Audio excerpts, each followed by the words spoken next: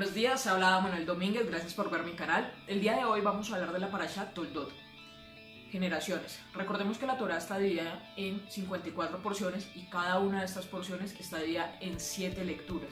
Hoy vamos a hablar de la porción Toldot. ¿Qué podemos ver allí en esta porción? Vamos a ver la historia de Isaac, de Rebeca, de sus hijos, Esaú y Jacob. Y también vamos a nombrar a Abimelech y Labán. ¿Qué curiosidades tiene como tal esta porción? Lo primero es la forma en cómo inicia. Es muy curioso esta forma que se utiliza porque para todos los personajes bíblicos, cuando se nombra sus generaciones, es porque este personaje ya murió. Se nombra cuántos años tuvo, sus hijos y su descendencia o qué aporte tuvieron. Pero en este caso no está muerto el personaje del que se está hablando. Y lo segundo es que la misma porción habla de Toldot, de generaciones. Nos hace imposible que pasemos este detalle por alto y vamos a poner un poco de cuidado en qué son las generaciones. Es una generación en la cual se recuerda y hasta se cambia la forma de cómo nos dirigimos al Eterno, porque desde hace 3800 años empezamos a decir el Dios de Abraham, de Isaac y de Jacob, el Dios de Israel. Y es una generación que nos enseña la continuidad y la importancia de pasar esta sabiduría de padre a hijo, a nieto y así sucesivamente. Cada recién nacido se une a esta cadena de Toldot, de generaciones. En todas las sinagogas del mundo va a tener una copia del rollo de la Torá, de estos 5 primeros libros, de estas historias, y van a tener este estudio sistemático para estar leyéndolo de continuo. ¿Y qué nos da prueba, por ejemplo, de que estos textos son fieles al original? Lo que sucedió en las cuevas de Qumran, en el Mar Muerto. Eran copias de los textos que tenemos hoy y sabemos que son exactamente las copias que estaban en Qumran, son exactamente las copias que están en todas las sinagogas del mundo. Hoy vamos a ver que las traducciones, aún siendo traducciones, han tratado de mantener ese espíritu de la continuidad del Dios de Abraham, de Isaac y de Jacob, y de cómo esta sabiduría se ha ido traspasando durante toda la historia de la humanidad. Y recordemos que toda la humanidad, todas las familias de la tierra son benditas en Abraham. Abraham, nuestro Padre. Vamos a ir con la lectura número 1. ¿Qué podemos encontrar en esta primera lectura? La edad de Isaac, curiosamente, habla que son 40 años que tenía Isaac, que engendró a Abraham. Los 40 años hablan de los 400 niveles o de los 4 mundos completados, que ya habíamos hablado en la sección de la compra del campo de Macpelá y de la cueva, de estos 400 niveles que se alcanzan en madurez. Y vemos que Isaac ya había alcanzado como tal esa madurez. No solamente en la primera lectura nos nombra los años, sino también el ejercicio que hace Isaac de recorrer estos lugares que Abraham, su padre, ya lo había hecho.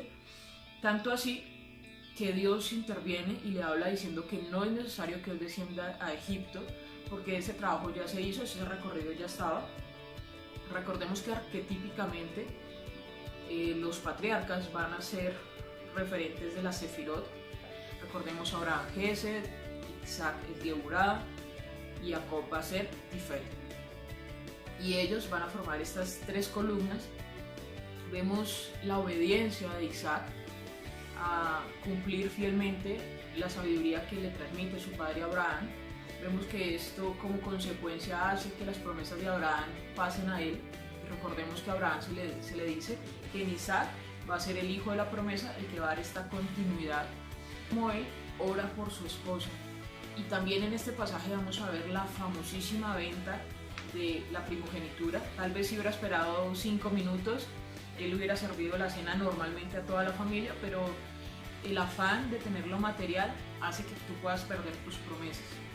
Entonces, efectivamente la promesa y todas las bendiciones están dadas en los lugares celestiales, y esto se va a materializar, va a descender a la realidad a causa de que ya son tuyas lo que el Señor ha prometido, o las bendiciones que vas a tener a lo largo de tu vida ya existen.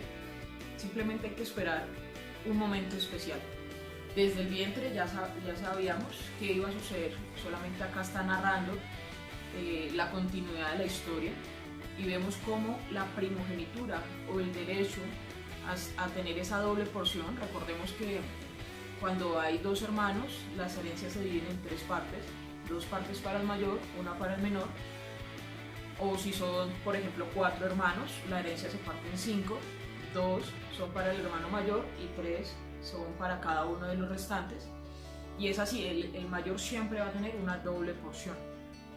Y aquí él vende ese derecho a tener esa doble porción, vende el derecho a tener esa continuidad de la bendición. Ya la lectura número 2, la unidad familiar. Recordemos que desde que ella lo ve, en esta historia de amor, que va el siervo de Abraham, la trae, que se ven en el campo, ¿sí? Que ella habita en la casa de Sara, siempre tuvieron una unidad. Y esto me lleva a que una casa dividida no prospera. En este segundo texto, en esta segunda lectura, vamos a ver la unidad y vamos a ver cómo termina esto, en que Isaac prospera al 100 por uno y que es prosperado en todo. Recuerden, lo más importante siempre va a ser Shalom Bayit, siempre va a ser la paz en el hogar, para que una mujer sabia edifique su casa y todo su hogar pueda ser prosperado. Depende mucho del trabajo continuo y de esa continuidad de las promesas que tenemos desde Abraham, nuestro padre. Esto me lleva a la lectura número 3, el trabajo de Isaac. Vemos que el trabajo regular de Isaac, a pesar de que debió tener muchos negocios, ganados y demás, era abrir pozos de agua. Y había unos pozos que ya habían sido excavados por Abraham y que estaban siendo tapados por los hititas o por los heteos. Y estos pozos, él veía un pozo, lo volvía a destapar o generaba nuevos pozos. De hecho, dicen que por cada pozo hay un sitio de estudio en el mundo de Torah, una yeshiva. Y es porque físicamente está allí la excavación para poder proveer de agua posiblemente a su familia, ganados y demás. Pero metafísicamente está hablando de canales donde puede llegar el sustento y donde se puede manifestar el sustento divino. Vemos que hay dos tipos de pozos. Hay un pozo que él abre y le llama Zitna, que quiere decir en opresión, porque cuando abrió el pozo tuvo un inconveniente con las personas que estaban allí. Y también hay otro pozo que le fue muy bien, que llamó Rehobot, que es como ensancharse. Y esto habla de los proyectos. Tú puedes estar trabajando en diferentes proyectos, hay proyectos que van a ser de alegría, de bendición, hay otros proyectos que realmente vas a sentir esa opresión y tú decides en qué pozo te quedas. ¿Qué hizo en este caso el patriarca Isaac?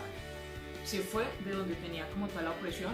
Él había hecho un trabajo, había hecho este pozo, pero realmente decidió que era mejor tener la paz, tener el shalom, y él tiene otro pozo, tenía miles de pozos y no se aferró al inconveniente, al problema, a la posición, simplemente se apartó de allí y quiso vivir en donde estaba Rehobot, que es ensancharse. Esto me lleva a la cuarta lectura, los méritos de nuestros padres.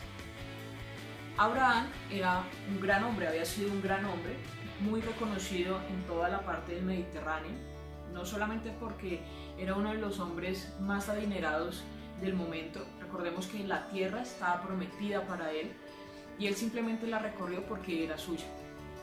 Y esto da como consecuencia a sus hijos que por los méritos de Abraham, Isaac en esta tercera lectura se le aparezca en Beersheba, el Eterno se le aparece de noche, le ratifica su promesa, le da ánimo después de haber tenido el inconveniente con los pozos, le da ánimo, indica que por él está la bendición también, a causa del amor a Abraham. Y Abimelech, con el que Abraham ya había hecho un pacto, y Abimelech, recordando el pacto y los méritos de Abraham, ratifica ese tratado con Isaac. También vemos como nosotros como padres podemos darle una herencia de bendición a nuestros hijos conforme a los méritos que damos.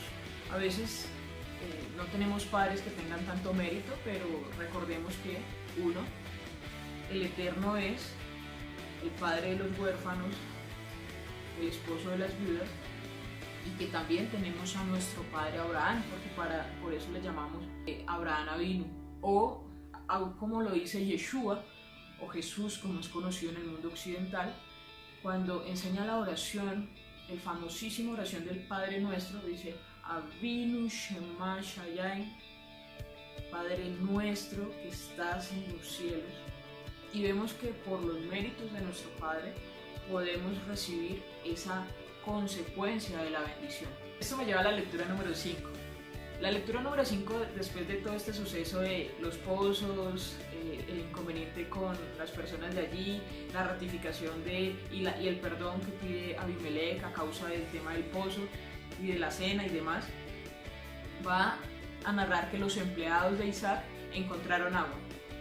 Si vemos, todo el tiempo están haciendo pozos, y es curioso que aquí nombre que encontraron agua. En esta lectura también vamos a ver un contraste en los 40 años. Recordemos que iniciamos con los 40 años de Isaac, de su madurez, de sus 400 niveles de deseo, de ser completo en los 4 mundos y sus diferentes subniveles, a este otro estado que va a ser Esaú. Esaú va a tener 40 años y se va a unir con 2 mujeres de los heteos, de los hijos de Het. Recordemos que en hebreo Het significa pecado. Y él se va a unir a 2 de ellas, y recordemos también que de Esaú va a nacer algo que se llama Edom, que posteriormente va a ser Roma. Y allí también hay una parte en la Torá que habla de los reyes de Edom. Y los reyes de Edom en el Zohar los nombran como los mundos del caos. Entonces vemos acá como Esaú ya era maduro en un deseo egoísta de esos 400 mundos, que va a representar posteriormente los reyes de Edom, que van a representar los mundos del caos. Va a causar amargura en el corazón de sus padres, el corazón de Isaac y de Rebeca. Y acá me lleva a lo siguiente: la amargura te impide ver las cosas. Dice que después de esto, después de que dice que eso fue amargura para el alma de sus padres, y a causa de la amargura va a perder la visión Isaac, y es donde empieza toda esta historia de reclamar ese pagaré que tenían en la primera lectura. Va a desarrollarse toda la historia donde Isaac, después de tener esta amargura de alma, queda ciego y va a pedirle a su hijo Esaú, vaya casi un animal, para poder hacerle una comida y poderlo bendecir. Y es allí donde se cobra el pagaré de esa primera lectura, y Jacob simplemente toma un animal cualquiera del rebaño, hace una preparación, ya sabemos desde la primera lectura que cocinaba bien, le da una comida a su padre, y es allí donde nos lleva a la lectura número 6, que es las bendiciones. Es allí donde da todas las bendiciones de la continuidad de esta historia, de la continuidad de las generaciones, de la continuidad de la sabiduría, da toda esta bendición. Y cuando llega su hermano y se da cuenta de que ya su otro hermano había sido bendecido, él pide una bendición para sí, y efectivamente también el padre tiene una bendición para él muy buena, de prosperidad, de grandeza. Él no la acepta, él tiene una mala actitud con esto, y esto me lleva a una conclusión y a la lectura número 7, que va a ser la obediencia versus la rebeldía. Si vemos, Jacob siempre estuvo dispuesto a obedecer a su madre. También vemos que se le ratifica la bendición por parte de Isaac, y es cuando se envía a la casa de Betuel, a la casa del abuelo y a la casa del tío de Labán, y él obedece. Él simplemente se va, también un poco por temor a su hermano, pero él todo el tiempo recibe la bendición y todo el tiempo recibe la instrucción y hace caso, básicamente.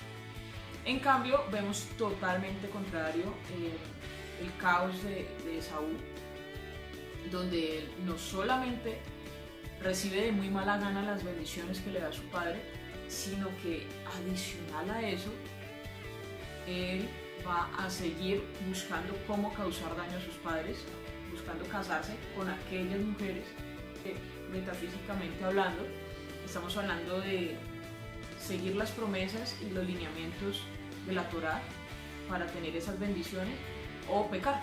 En este caso, él buscó todo el tiempo pecados que lastimaran el corazón de sus padres. La obediencia que causa más obediencia, la rebeldía que causa más rebeldía. Entonces recordemos que así como existe un árbol de la vida, donde hay una construcción, también existen los mundos del caos, a los cuales no debemos alimentar, los cuales no debemos darle cabida, y que nuestros pozos, los pozos que abrieron nuestros padres Abraham, Isaac y Jacob, sean canales de bendición, que no permitamos que se cierren en nuestra vida, sino que todo el tiempo estemos trabajando. Bueno, muchas gracias por ver este video y recuerden, paz en el hogar, trabajar por las bendiciones de continuo y ir creciendo cada día más, obedeciendo los mandamientos que vemos en la Torá. Muchas gracias a todos, bendiciones.